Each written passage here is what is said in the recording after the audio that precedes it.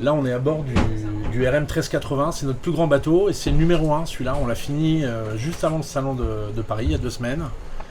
Et on le présente ici et il repart à Düsseldorf lundi prochain pour être présenté à la fin du mois de janvier. Voilà. Et à quel public s'adresse-t-il? C'est des bateaux de voyage. L'ADN, c'est des bateaux sobres, relativement rustiques, qui sont faits pour partir, assez véloces, qui sont plutôt qu'on trouve un peu autour du monde sur l'autoroute du Soleil, quoi. Hein, voilà. Et pouvez-vous me parler un peu de la construction? Alors, c'est assez original puisque là, vous trouvez dans un environnement qui est 100% en bois. Toute la coque, elle est en contreplaqué époxy. C'est de l'Okoumé qui vient d'Afrique de l'Ouest. Le pont, c'est un pont en composite, en mousse résine. Par contre, tous les vaigrages intérieurs sont en bois. Donc on retrouve l'ambiance d'un bateau très sec et un peu traditionnel finalement. Même si le bois, on n'en voit pas en fait.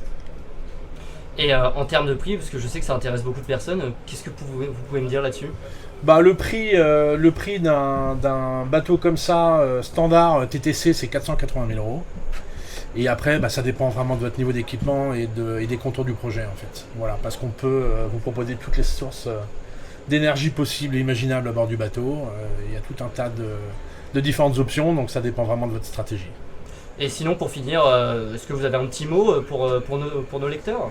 J'aimerais bien que tout le monde s'intéresse un peu plus à cette marque qui est assez unique, qui fabrique de 20 à 25 bateaux par an, donc c'est quand même pas commun. C'est une petite niche qui se trouve à La Rochelle. Et qui respecte des techniques de construction assez traditionnelles. Aujourd'hui, des panneaux en contreplaqué, il n'y en a pas, hein, c'est quasiment unique au monde.